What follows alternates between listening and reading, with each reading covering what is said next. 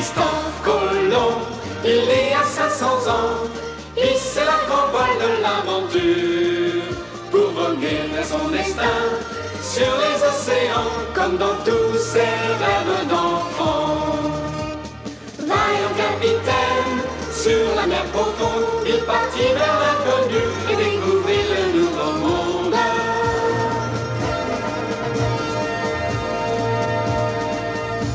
Sous le soleil, toujours guidé par son cœur, jamais il ne connut la peur. Les souverains d'Espagne lui donnèrent la mission de porter bien haut leur drapeau. Malgré les tempêtes, sur la mer profonde, il partit vers l'inconnu et découvrit le nouveau monde.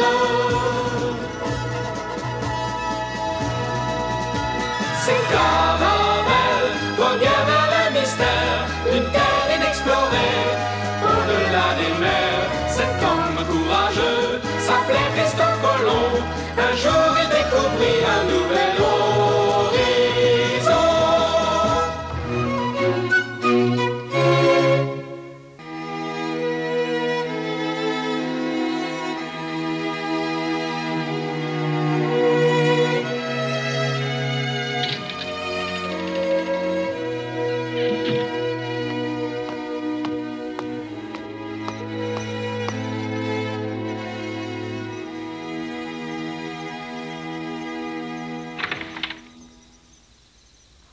Oh, c'est toi, papa.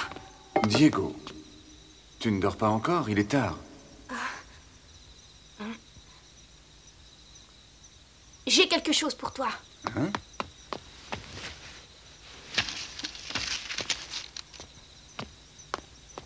Tiens, voilà. Un cadeau? Mais qu'est-ce que c'est? Je veux que tu l'emmènes avec toi. Je peux l'ouvrir tout de suite? Uh-huh. Oh! Mais c'est...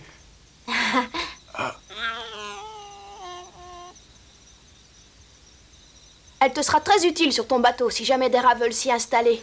Oui, bien sûr, mais cette petite chatte est à toi? Pour te dire la vérité, c'est moi qui aurais voulu t'accompagner pour ton grand voyage. Puisque je ne peux pas, elle ira à ma place.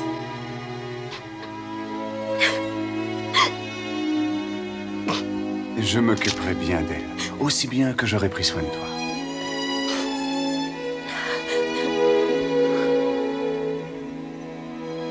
Papa, j'espère qu'il ne t'arrivera rien. Mais non, tout se passera bien et je reviendrai très vite.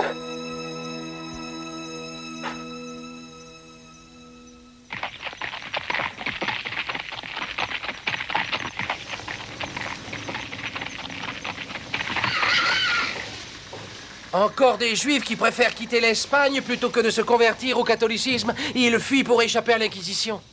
S'ils ne sont pas disposés à abjurer leur religion, ils n'ont pas d'autre solution.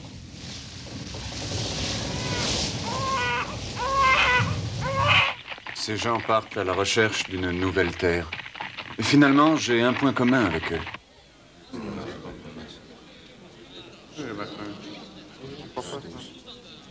Miguel, est-ce que ça vaut la peine que tu prennes de tels risques? Oh, tu vas pas recommencer, tu t'inquiètes trop. Je t'ai déjà dit au moins une dizaine de fois que Sa Majesté la Reine attribuera une pension à vie à tous les marins qui découvriront des terres au-delà de l'océan.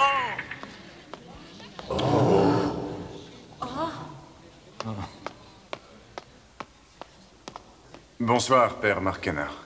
Je vous attendais, amiral Colomb. Je vais célébrer une messe pour le succès de votre grande entreprise. Merci.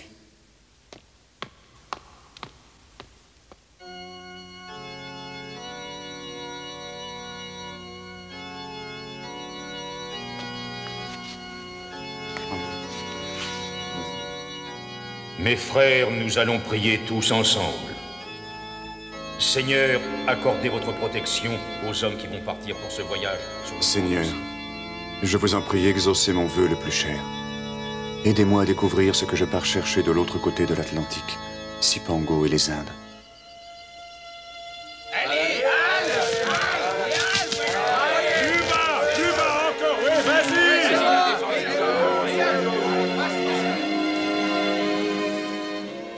Avant son départ, Christophe Colomb avait retrouvé son ami Luis Torres, le Génois, qu'il avait présenté à l'Assemblée des marchands de sa ville. Ces derniers avaient refusé de financer le grand voyage de Christophe Colomb. Mais Luis Torres croyait au projet de voyage vers l'Ouest. C'est pourquoi il s'enrôla spontanément dans l'équipage de l'amiral. Outre Torres, il y eut Pedro Gutiérrez, officier de la Chambre du Roi, Juan Sanchez de Cordoue, médecin de bord, et le lieutenant Rodrigo Escobas.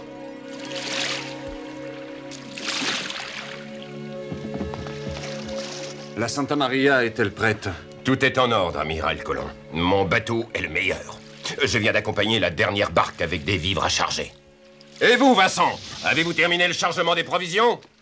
Oui, capitaine Cosa. La Niña et son équipage sont parés pour le départ.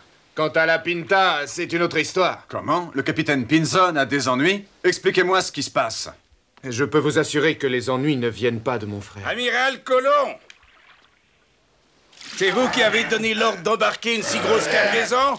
Encore Quintero qui manifeste sa mauvaise humeur. Qu'essayez-vous de faire? De couler mon bateau?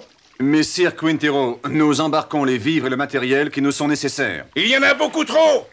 Messire Quintero, vous semblez oublier une chose. Un ordre donné par l'amiral Colomb est un ordre donné par Sa Majesté la Reine Isabelle. Quintero, cessez donc de vous plaindre et faites-moi confiance, je prendrai soin de votre bateau. Écoutez-moi, Colomb. Si jamais il arrive quoi que ce soit à la Pinta, vous devrez me rembourser la totalité des réparations. Tout est prêt, amiral Colomb. Avez-vous décidé l'heure du départ? Nous lèverons l'ancre avant le lever du jour.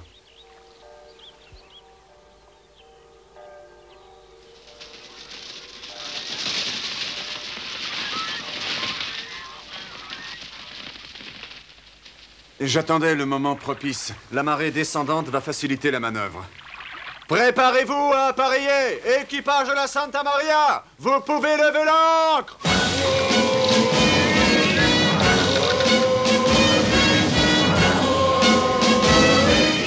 La Pinta, levez l'ancre! La Niña, levez l'ancre!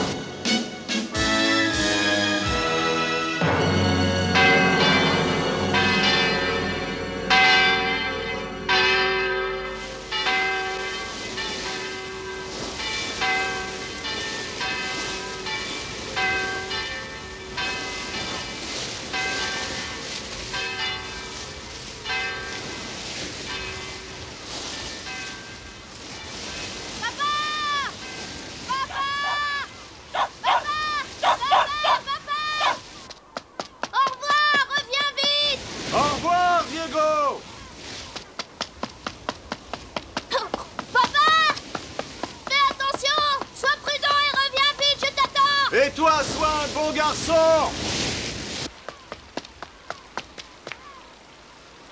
Au revoir, papa! Au revoir!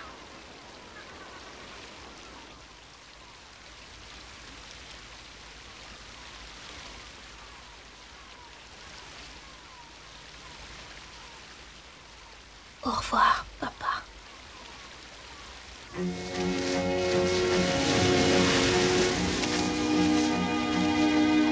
Gabier, larguez la grand voile!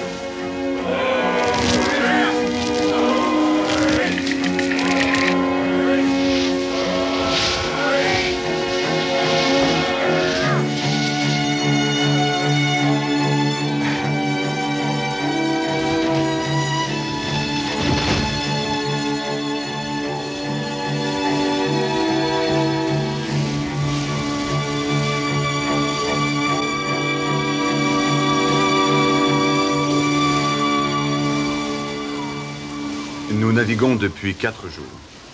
Nous poursuivons notre route et aucun incident n'est encore venu troubler ce voyage. Amiral, la Pinta a mis en panne et vous envoie un signal. Comment? Formez de Pinta. Qu'est-ce qui vous arrive? Vous n'avez qu'à constater par vous-même. Le gouvernail a sauté. Le gouvernail n'a pas pu céder tout seul. Quelqu'un a dû le faire déboîter. Cosa, mettez un canot à la mer. Je veux aller me rendre compte par moi-même. En haute mer, vous risquez d'être emporté par une vague. C'est un ordre. Je vous en prie, n'y allez pas, c'est trop dangereux. J'en ai assez. Vous m'entendez, colon? J'en ai plus qu'assez. Depuis le début, ce voyage ne m'enthousiasme guère. Les dommages sont de peu d'importance. Je vais effectuer une réparation de fortune.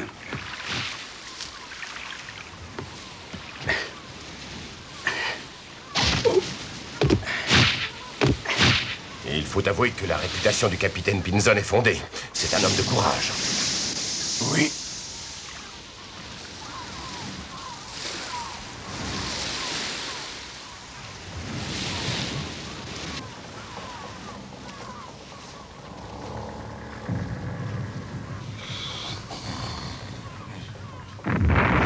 Porte le diable, qu'est-ce que c'est?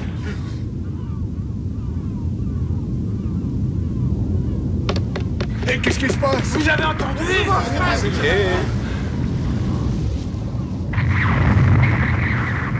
Nous nous dirigeons tout droit sur les feux de l'enfer. Ce voyage nous porte malheur, nous sommes maudits. Ce que vous apercevez n'est pas l'enfer, mais le volcan de l'île de Tenerife. Il nous souhaite la bienvenue aux îles Canaries. Ce n'est pas un signe de malédiction. Au contraire, je pense que c'est une bénédiction divine.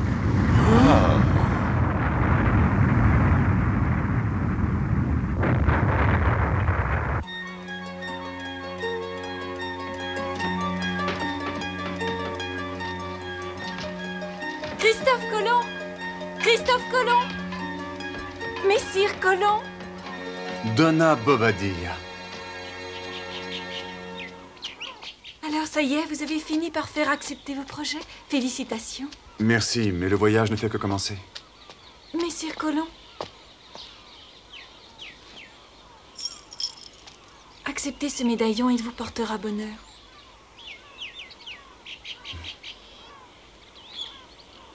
Merci beaucoup. Hier après-midi, le capitaine d'un navire arrivé ici à La Gomera m'a fait part d'un renseignement étrange. Que vous a-t-il dit? Il paraît que 3 navires de guerre portugais seraient en embuscade au large de l'île de La Gomera. Il voudrait me tendre un piège. Sans doute. Le Portugal est au courant de votre départ et le roi Juan cherche à vous barrer la route car il craint votre réussite. Vous devez avoir raison. Je vais essayer de déjouer cette embuscade en choisissant une autre route.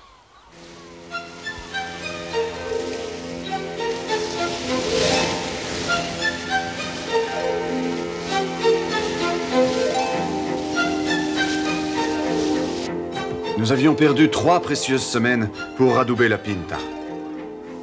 Après avoir complété notre chargement de bois et de viande salée, aux premières heures du 6 septembre, je fis lever l'ancre et hisser les voiles. Nous étions enfin parés pour le grand voyage. Devant nous, plus aucune terre pour y faire escale.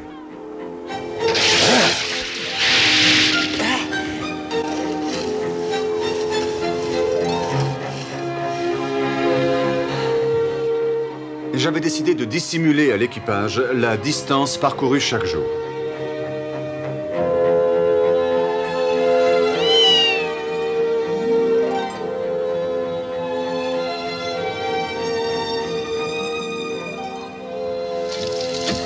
Au fur et à mesure qu'on s'éloignait de l'Espagne, l'anxiété des hommes risquait d'augmenter.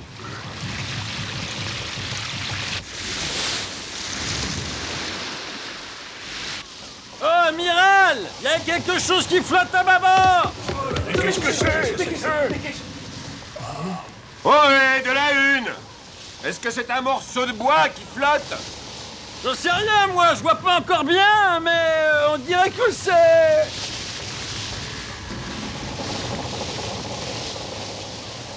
C'est le mât d'un bateau. Un navire qui a fait naufrage. Je suis certain que c'est un mauvais présage. Oui, avant longtemps, nous allons finir exactement comme ce bateau-là. Au commencement de la 10e nuit, la chute d'un aérolite sur la route de la flottille contribua à faire ressurgir la crainte de la mer ténébreuse jamais explorée. Ce rameau de feu ne fit qu'accroître les craintes des hommes d'équipage.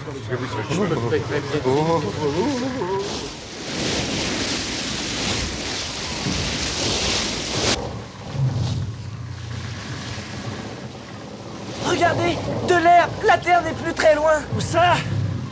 Oh non, non, c'est pas de l'herbe, Moussaillon. Ce sont des algues. Je n'aime pas ces algues-là. J'ai le pressentiment que quelque chose de terrible va arriver. Oh.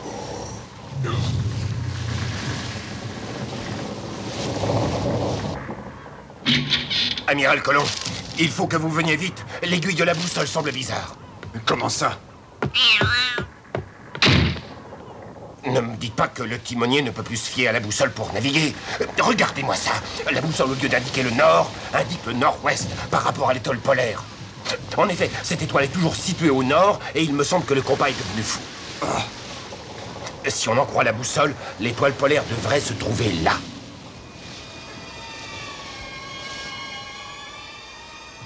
Notre bateau, qui devrait faire route vers l'ouest, est en train de se diriger vers le sud, où il doit y avoir une force maléfique qui dérègle la boussole. Les hommes d'équipage sont effrayés. Ils disent que nous sommes en train de pénétrer dans la partie de l'océan qui appartient au diable. Il n'y a vraiment pas de quoi s'affoler. Calmez-vous. C'est l'étoile polaire qui effectue une lente rotation. L'étoile polaire? Oui, elle bouge comme toutes les autres étoiles. Elle bouge comme toutes les autres étoiles? Je suis certain que ce mouvement de rotation se produit autour du pôle et que cela a lieu de jour comme de nuit. Et c'est ce qui produit un phénomène de déclinaison magnétique. C'est une observation intéressante que nous ne devrons pas oublier. Vous voyez, au fond, c'est très simple.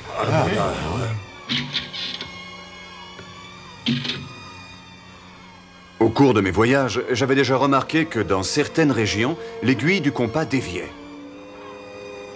Mais le pourquoi de ce phénomène, je n'en avais aucune idée. Pour calmer l'équipage qui s'alarmait, je n'avais pas d'autre choix que d'inventer cette histoire d'étoile polaire qui bouge. Et après tout, c'était peut-être la vérité.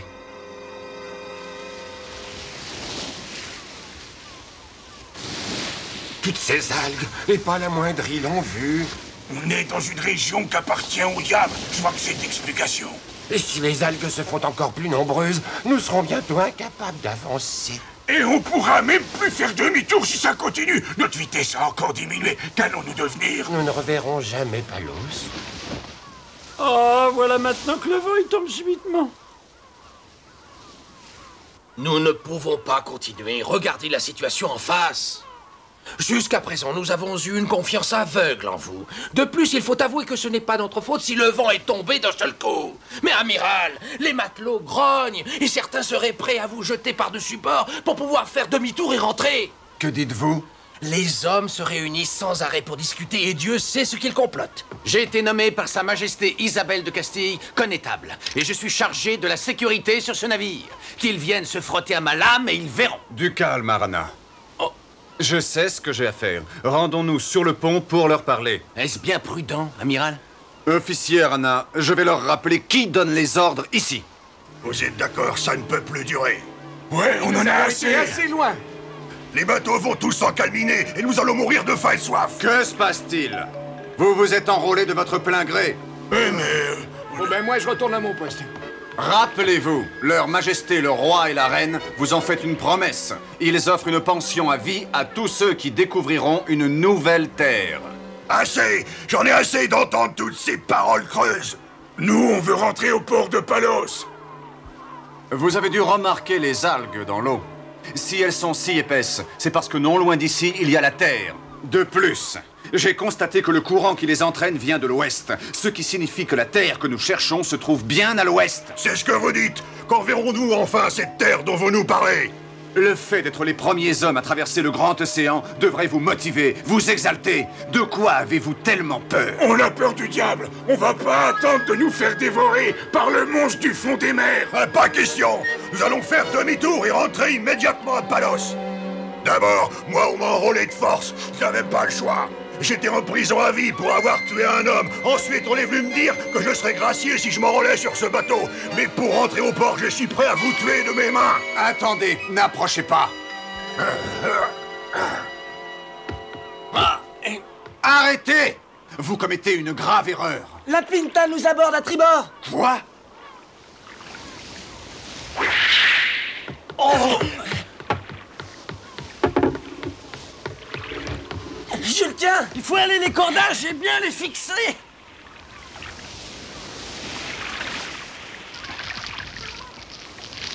J'ai senti que quelque chose se passait sur la Santa Maria, je viens me rendre compte.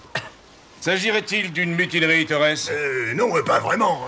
Vous allez tous m'écouter. Si l'un d'entre vous fait acte de rébellion, il sera pendu haut et court, selon les lois bien établies de la marine. Je le pendrai moi-même, tout en haut du grand mât, à titre d'exemple. Maintenant, retournez tous à vos postes. Oui, capitaine. Merci, capitaine Pinzon. Vous m'avez sorti d'un mauvais pas. Ce n'est rien, vous savez, j'ai plutôt l'habitude. À Palos, nos marins sont de fortes têtes. Oh. Le vent se lève. Oh!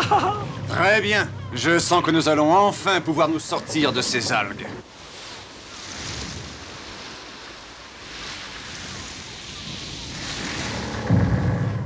Mais les hommes n'étaient pas pour autant satisfaits. Ça fait des jours et des jours qu'on mange la même chose. De la viande salée et des pois chiches. Des oiseaux! Des oiseaux! Ils sont peut-être bons à manger. Si des oiseaux volent par ici, ça veut dire que la Terre n'est pas loin. Regardez! Oh, des dauphins! Là! Qu'est-ce que t'as vu encore, Loupio? Une île! Quel idiot, ce mousse. Il voit pas que c'est une baleine. Sous peu, nous serons sur la terre ferme. Je vous le promets. Gardez bon moral.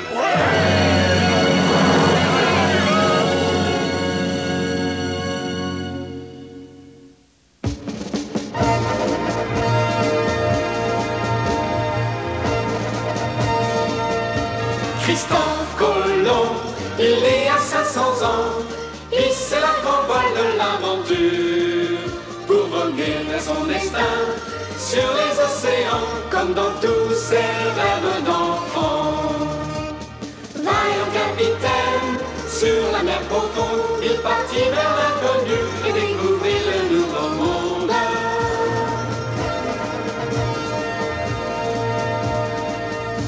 Sous le soleil, toujours guidé par son cœur, jamais il ne connut la peur. Les souverains d'Espagne lui donnèrent la mission de porter bien haut leur drapeau. Malgré les tempêtes, sur la mer profonde, il partit vers